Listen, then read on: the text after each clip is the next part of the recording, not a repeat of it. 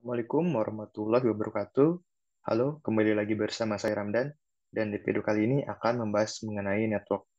Kita recap dulu ya, di sesi sebelumnya kita sudah belajar mengenai storage, bagaimana cara kerjanya, arsitekturnya, lalu apa itu set preference, apa itu SQLite. Nah, di sesi kali ini kita akan belajar lagi mengenai networking di Flutter, bagaimana cara menampilkan data dari API, mulai dari passing JSON sampai cara menampilkannya ke list view. Nah, seperti biasa, untuk lebih lengkapnya atau lebih jelasnya nanti akan kita implementasikan di sesi live coding. Jadi, disimak baik-baik ya.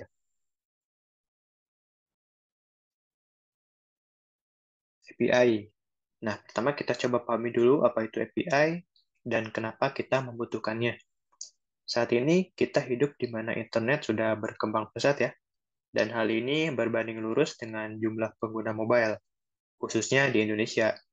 Bahkan menurut yang saya baca, jumlahnya itu sudah mencapai 167 juta orang atau sekitar 89% dari total penduduk Indonesia yang menggunakan smartphone.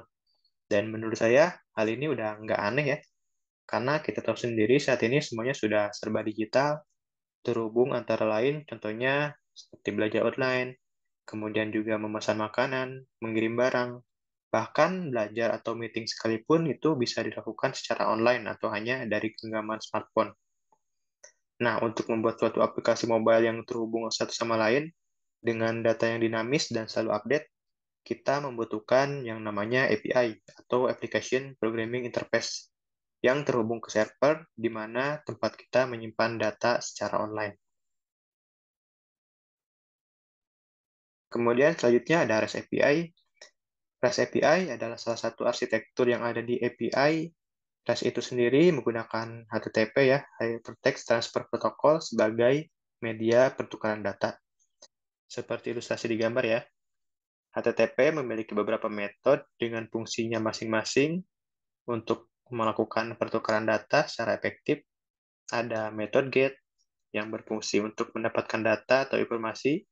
Kemudian ada metode POST yang berfungsi mengirim body atau parameter yang biasanya digunakan untuk membuat record data baru di server. Selanjutnya ada metode PUT, kurang lebih mirip seperti POST ya. Bedanya digunakan untuk melakukan update atau pembaruan pada record data yang ada di server. Nah, sedangkan delete fungsinya untuk menghapus record data yang ada di server. Nah, itu beberapa metode umum yang biasanya digunakan ya. Kemudian untuk mekanisme pengiriman atau pembacaan respon datanya, biasanya yang paling umum kita gunakan format JSON. Nantinya kita handle untuk parsing datanya di aplikasi mobile, atau bisa disebut juga dengan client side. Kemudian, untuk networking di Flutter itu sendiri sudah disediakan ya beberapa package atau library yang bisa kita gunakan. Salah satunya ada Dio yang nantinya akan dibahas juga. Nah, sebelum menggunakan fungsi koneksi internet, pastikan kita sudah mengaktifkan internet permission-nya. Kalau aplikasi Android ada di Android Manifest ya. Tambahkan script seperti di gambar ini. Selanjutnya, untuk melakukan parsing response data dari API, kita bisa menggunakan JSON serialization yang dibungkus dalam satu model kelas seperti ini. Di sini kita bisa lihat dalam satu kelas ini ada beberapa atribut seperti nama dan email, kemudian ada fungsi from JSON dan to JSON ya. Nah, from JSON ini untuk mengubah map atau JSON ke model kelas biasanya digunakan ketika menerima atau membaca data dari server. Sedangkan to JSON ini sebaliknya, yaitu mengubah model kelas menjadi format map atau JSON yang digunakan untuk mengirim data ke server. Nah, selanjutnya, seperti yang sudah tadi saya katakan ya, kita akan menggunakan Dio untuk library network-nya. Dio ini adalah library HTTP client yang cukup powerful dan lebih lengkap dibandingkan library HTTP yang ditawarkan oleh Flutter-nya. Dari sintaknya pun saya lihat lebih mudah sih kalau misalkan menggunakan Dio ini. Nah, ada apa saja fiturnya selain untuk melakukan HTTP request ya? Di sini ada interceptor, ini bisa digunakan untuk handle token biasanya. Kemudian global configuration ini bisa digunakan untuk konfigurasi base URL-nya dan lain-lainnya. Kemudian ada form data untuk mengirim file dan lainnya. Bisa dicek langsung di dokumentasi webnya. Untuk menggunakannya, seperti biasa, kita bisa menggunakan komen flutter pub add dio atau manual copy paste ke file. Nah, selanjutnya, contoh penggunanya seperti apa? Yang pertama ini untuk get request-nya, di sini kita buat objek dio-nya, lalu kita panggil fungsi get dengan URL-nya, dan tampung ke variabel response. Selain itu, kita juga bisa memisahkan query parameternya, seperti ini ya. Selanjutnya, untuk post request kurang lebih mirip seperti tadi, hanya bedanya di sini fungsinya diubah sesuai dengan metode yang dibutuhkan ya. Lalu kita masukkan URL dan juga data atau parameter body yang akan dikirim.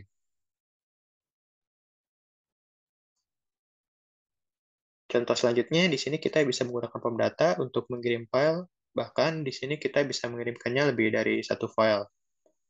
Lalu, library Dio ini juga bisa digunakan untuk melakukan proses download file ya. Tinggal hanya perlu mengarahkan URL dan nama filenya saja. Nah, sedangkan yang ini contoh untuk global configuration-nya. Jadi kita bisa mengatur base URL atau domain URL-nya, kemudian timeout-nya 5000 di sini maksudnya 5 detik ya. Bahkan header default-nya bisa kita atur di sini. Kurang lebih seperti itu. Selain yang sudah disebutkan tadi, masih banyak lagi ya fitur-fitur lainnya yang bisa digunakan yang berhubungan dengan networking, seperti cookie, sertifikat, caching, dan lainnya. Jadi kurang lebih seperti itu ya untuk materinya. Kalau masih belum paham, selanjutnya kita langsung aja ke sesi lab codingnya ya.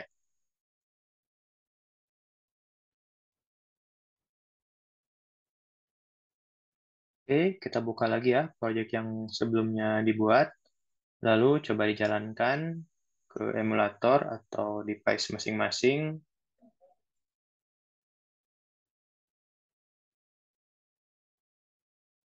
Nah, kurang lebih seperti ini ya, progres terakhir. Di sini, kita pertama login dulu ya.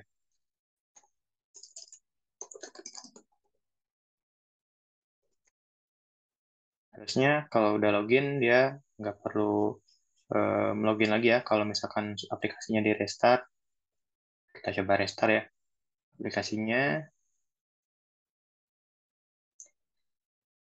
Nah, kemudian masuk ke splash screen, memuat ulang, kemudian langsung ke home gitu, nggak perlu login lagi. Selanjutnya, ada halaman edit profile. Di sini newsnya masih statis ya, datanya masih belum menampilkan dari API. Nah, selanjutnya kita akan coba menampilkan data list ini dari API atau dari internet ya.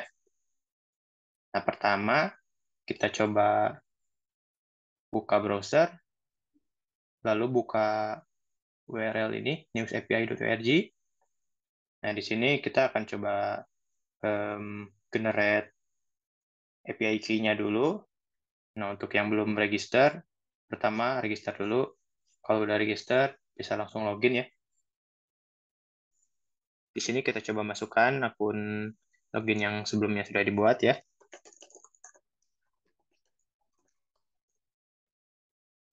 Masukkan passwordnya. Oke, kemudian login. Nah, setelah itu langsung diarahkan ke halaman account ya. Nah, di sini udah terlihat ada API key-nya. Ini yang nantinya akan digunakan di URL ketika mengakses API-nya. Nah, untuk melihat bagaimana cara menggunakan API-nya, bisa ke halaman home, lalu di sini ada documentation. Nah, di sini ada beberapa API ya yang bisa digunakan. Lalu nanti yang akan kita pakai yaitu yang headline. Nah, yang ini. Nah, di dokumentasi ini dijelaskan ya, API ini digunakan untuk menampilkan apa saja, lalu request parameternya ini kita bisa custom ya. Nah, untuk sampel responnya di bagian kanan Nah, nanti akan menampilkan list artikel. Nah, untuk mencobanya, kita bisa copy paste URL-nya ya.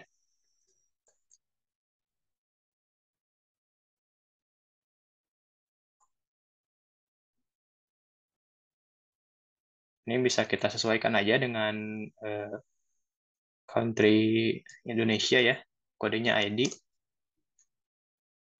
Nah, kurang lebih isinya seperti ini ya. Nah, dari konten ini nanti kita akan tampilkan ke aplikasi. Nah, kalau seperti ini kan ini nggak jelas ya, cara bacanya juga pusing ya.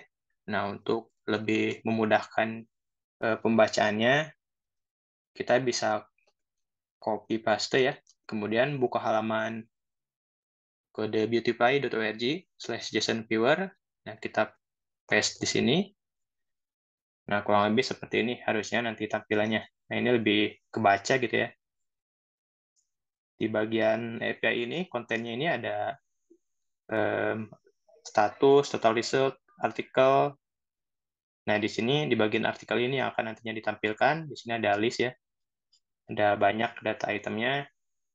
Nah, kemudian di setiap item ini ada source, author, title, description. Nah, ini sesuai dengan konten yang dibutuhkan di news-nya ya. Di sini juga ada title, description, image, kurang lebih seperti itu. Kemudian juga sebenarnya kita juga bisa menggunakan Postman ya untuk mengaksesnya, untuk pembacaannya. Nah, di sini kita bisa download aplikasinya di postman.com/download. Kalau sudah di-download, nanti kurang lebih tampilnya seperti ini. Nah, ini untuk memudahkan dokumentasi juga ya, biar kita nggak lupa. Nah, ini bisa lewat sini langsung, lalu bisa kita save juga ya. Tadi URL-nya. Nah, ini kita paste aja. Nah, di sini juga kita bisa manipulasi ya. Misalkan kita ubah ke US. Nah, ini lebih mudah lagi ya cara mengubahnya. Nah, selain key juga ada beberapa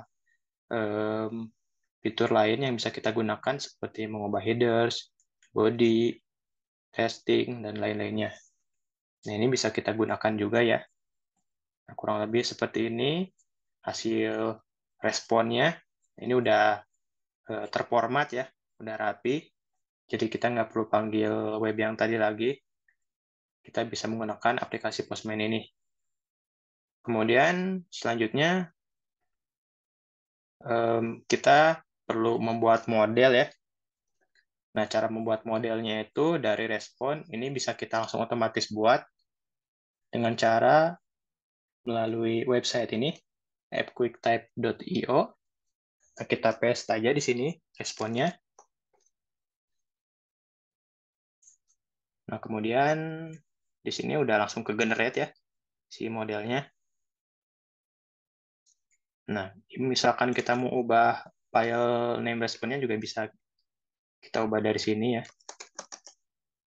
Nah, lebih seperti ini bentukan respon modelnya, bentukan model kelasnya, jadi JSON serialization yang udah otomatis gitu di generate. Kita nggak perlu bikin lagi secara manual gitu di aplikasi di source code-nya, nambahin file manual lalu ditambahin satu-satu gitu ya. Nah, di sini ada 3 file ya sebenarnya. Kita bisa buat 3 file, ada artikel respon. Nah, artikel respon ini ada list di dalamnya, list artikelnya, kemudian ada model kelas yang kedua. Nah, ini itemnya, ada artikel, kemudian yang terakhir ini yang bisa dibuat file kelas tersendiri, ada source.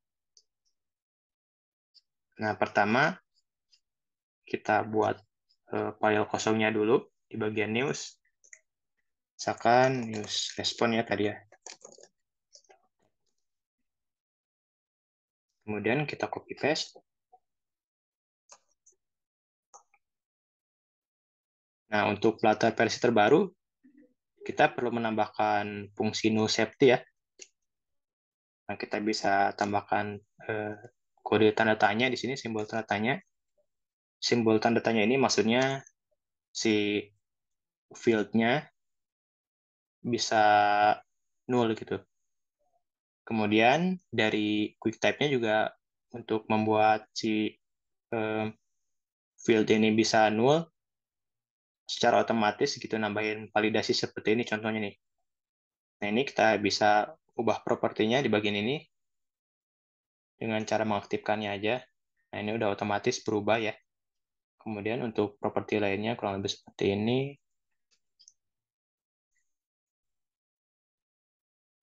Nah, selanjutnya yang kelas yang kedua, artikel. Nah, kita tambahkan juga di sini. Misalkan artikel.dart.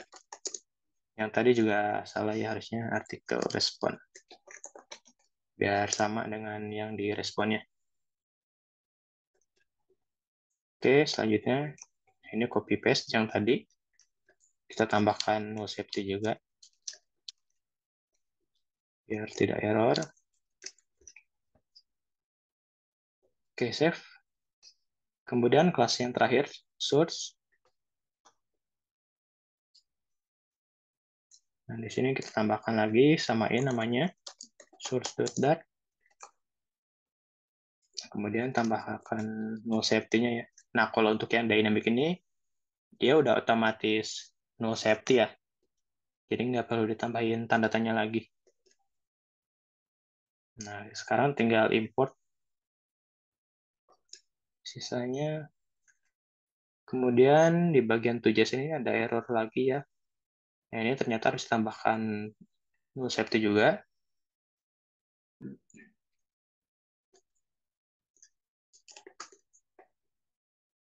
Oke.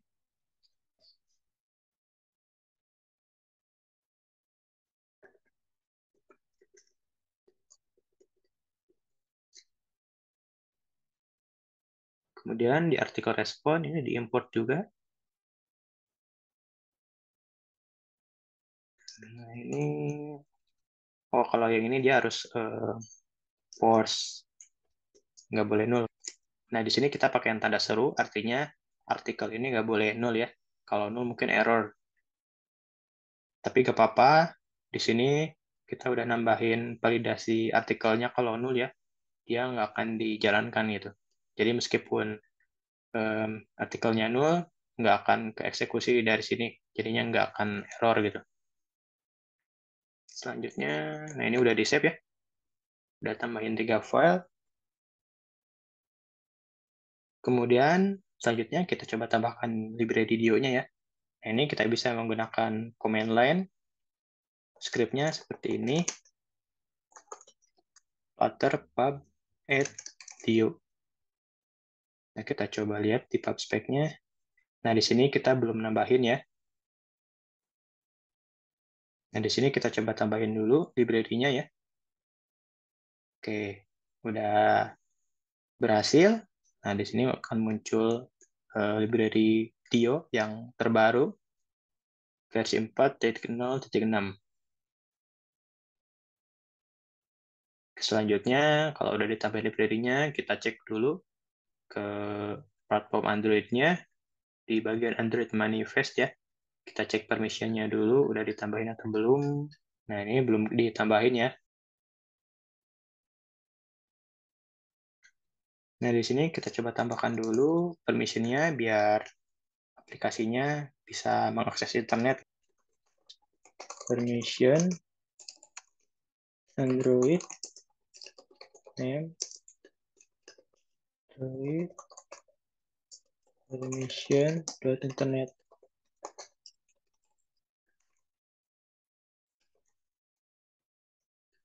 Tutup, save. Oke, kalau sudah ditambahkan permission-nya, sekarang kita coba tambahkan kelas network-nya ya. Namanya network.dart. Oke, kemudian tambahkan nama kelasnya, kelas app network. Kasih. Nah, di sini kita buat objeknya Ini menggunakan Dio yang tadi udah ditambahin ya, library-nya.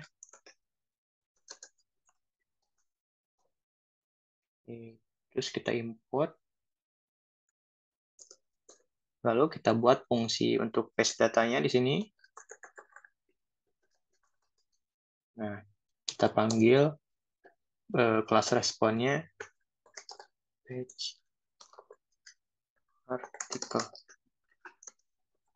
Nah, di sini kita pakai fungsi asinkronus ya, karena untuk mengambil data dari API, kadang-kadang kita membutuhkan waktu gitu, tergantung dari koneksi datanya kah, atau bagaimana bandwidth servernya. Nah, itu kemungkinan nanti ada proses menunggunya gitu. Jadi di sini kita gunakan asinkronus untuk menjalankan task-nya. Terus kita tambahkan fungsi wait io.get. Kemudian masukkan URL-nya. URL-nya yang tadi. Nah, yang ini kita copy paste. Kemudian kita cek di sini jika response.status code-nya sama dengan 200. 200 ini maksudnya kalau sukses ya. Jadi ada beberapa status code, bisa kita lihat dari Postman misalnya nih ada statusnya ya. 200 itu kalau sukses, kalau gagal tuh biasanya 400 atau 500. Kemudian di sini kita parsing responnya, response.from JSON response.data. Oke, kita return resultnya. Kemudian kalau gagal, statusnya bukan 200, nah kita throw aja di sini. Throw ini maksudnya untuk men-trigger error gitu. Nah, nanti kita tambahkan fungsi try catch di controllernya. Relate to load data. Oke, udah selesai untuk bagian networknya ya. Selanjutnya kita coba tambahkan controllernya untuk yang news. Di sini belum ada controllernya. Kita tambahkan dulu news controller.type. Kemudian news controller extends dari getX. Oke. Nah, kemudian di sini kita akan menambahkan fungsi untuk pengambilan data dari network yang tadi kita buat. Pertama, kita panggil objeknya dulu atau instance-nya dulu. Network. Network sama dengan. Nah, di sini kita sudah mendefine objeknya ya. Selanjutnya, kita buat variabel list untuk menampung responnya ya. Untuk menampung list dari respon yang API tadi.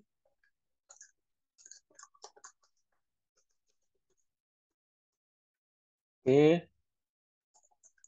Kemudian, nah di sini fungsinya get data. Kalau void ini artinya ini nggak ada return fungsinya ya. Jadi dia hanya menjalankan saja gitu tanpa membalikan data. Kemudian sync. Di sini kita tambahkan fungsi try catch ya. Biar kalau error ini bisa langsung ke handle dari sini. Kemudian kita login error.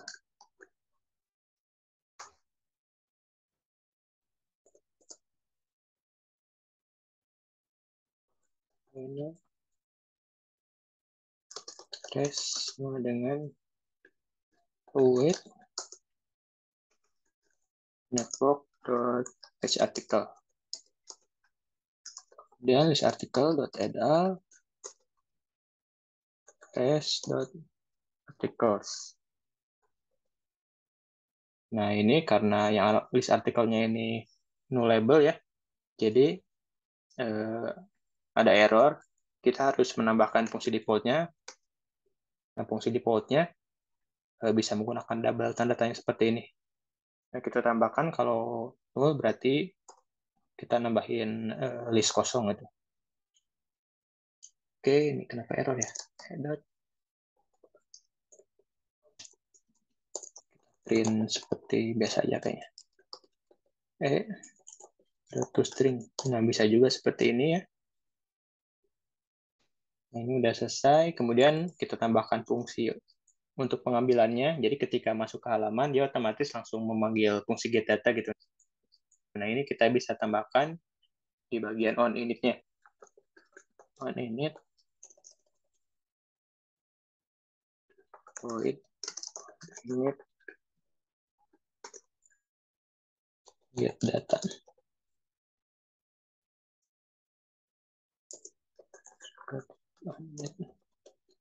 Oke, nah kurang lebih seperti ini ya untuk bagian news controller-nya. Selanjutnya kita akan ubah bagian new screen-nya. Nah, di sini kita coba tambahkan get builder ya.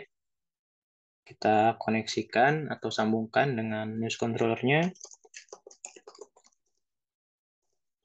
Init news controller.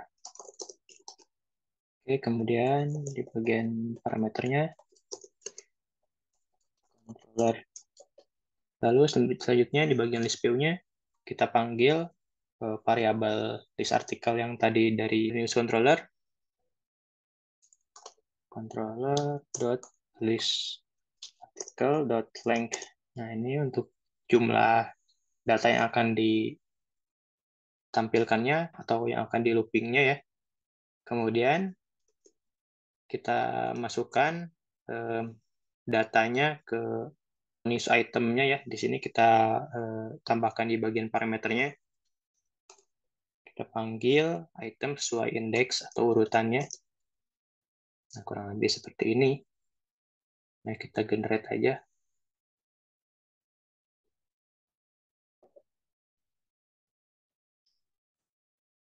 Ini kita ubah ke model final artikel model list model. Oke. Nah, ini untuk gambar dan data-data lainnya kita sesuaikan dengan data yang dari API tadi ya. Caranya seperti ini. Model to image, nah gambar to image. Kemudian untuk judulnya model.title ya. Lalu untuk sumbernya model kita ambil dari source tadi. Kemudian kita ambil dari nama. Nah, ini harus pakai no safety.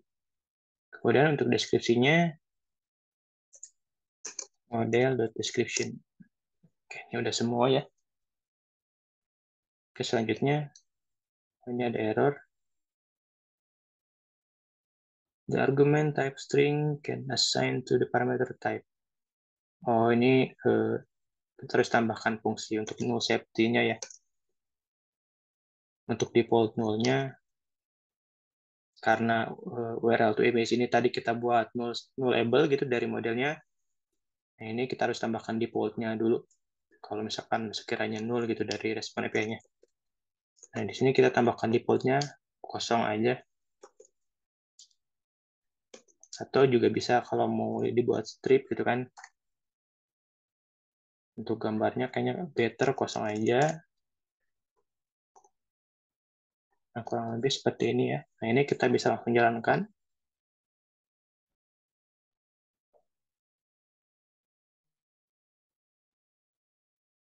Oh, ini harusnya save juga udah cukup ya. Harusnya udah keubah. Oh, ini nggak nampil lagi ya. Nah, kita coba cek. Kayaknya di bagian controllernya. Nah. Oh, ini belum kita panggil fungsi update set state. Nah, ketika kita udah nambahin ke list artikel, kita juga perlu mengupdate screen-nya ya, biar tampilannya berubah. Kita save aja cukup. Nah, sekarang datanya udah nampil. Nah, ini udah ambil dari API ya. Ketika klik detail, ini juga udah menyesuaikan. Kita juga bisa menambahkan loading bar ya ketika mengakses halaman ini. Caranya seperti ini. Pertama, kita tambahkan dulu variabel untuk menampung loadingnya. Ini kita bisa gunakan boolean is loading sama dengan post. Nah, di postnya post dulu. Kemudian ketika memanggil fungsi ambil data dari API, nah ini kan pakai asinkronus ya. Artinya di sini ada proses delay seperti itu. Nah, di sini kita bisa menggunakan loading. Kita ubah loadingnya jadi true. Kemudian jangan lupa kita tambahkan fungsi update state-nya atau update screen. Kemudian ketika prosesnya telah selesai, di bagian akhir kita tambahkan fungsi loadingnya ubah ke false, artinya menghilangkan loadingnya gitu. Nah, kemudian di bagian screen-nya, di sini di bagian body-nya kita tambahkan fungsi pengecekan ya. Controller is loading sama dengan tadi kehapus. Is loading sama dengan true. Tanda tanya, nah ini pakai if conditional itinerary, jadi cuma satu line. Kalau loadingnya true, dia menampilkan center, terus child, circular,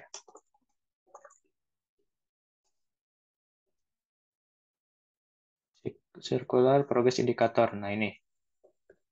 Kemudian kalau misalkan tidak true, dia menampilkan list view builder. Cara membacanya kurang lebih ini if controller is loading sama dengan true. Nah, ini kalau misalkan true ya. Kemudian titik dua ini else-nya gitu. Ini bisa menggunakan const ya. Oke, kita coba lihat lagi. Ini kayaknya nggak perlu di restart sih. Nah, udah nampil ya loadingnya. Jadi lebih UI-nya lebih mudah dibaca gitu, lebih mudah dipahami. Kalau ada loading seperti ini, artinya dia sedang menunggu progres pengambilan data dari internet. Kurang lebih seperti itu sih untuk mengambil data dari internet. Nah, apa aja yang kita ubah tadi? Yang pertama di bagian Android manifest-nya ya, kita menambahkan permission, kemudian kita tambahkan file app network ya. Nah, ini untuk mengambil data dari internetnya. Kemudian kita menambahkan artikel response, artikel sama source ini untuk model kelasnya. Nah, ini artikel response. Ini yang artikel. Kemudian ini untuk yang source. Kemudian kita menambahkan file news controller juga di sini. Ini untuk menghandle logic bisnis logiknya dari UI ke network. Nah, kurang lebih keseluruhan code-nya seperti ini. Di news controller. Lalu di bagian new screen kurang lebih seperti ini ya.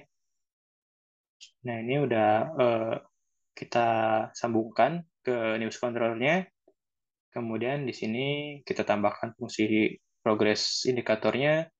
Lalu di bagian list view-nya ini kita tampilkan datanya sesuai yang list artikel tadi ya. Lalu di bagian news item-nya kurang lebih seperti ini ya. Nah, ini kita hanya mengubah um, datanya saja. Yang tadinya statis jadi ngambil dari model. Model ini isinya JSON serialization atau parsingan JSON dari respon API. Nah, kurang lebih seperti itu sih. Paling untuk yang lainnya ini kita nambahin library IDEO-nya.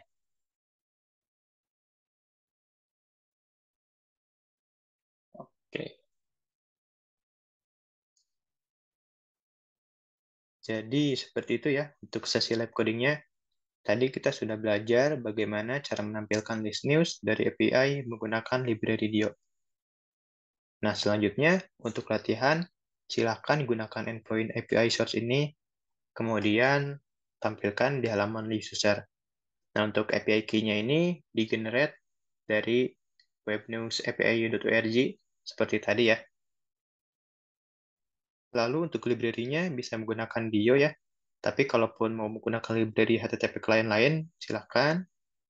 Dan yang terakhir, gunakan JSON serialization pada model kelas untuk membaca respons datanya seperti contoh dari live coding tadi.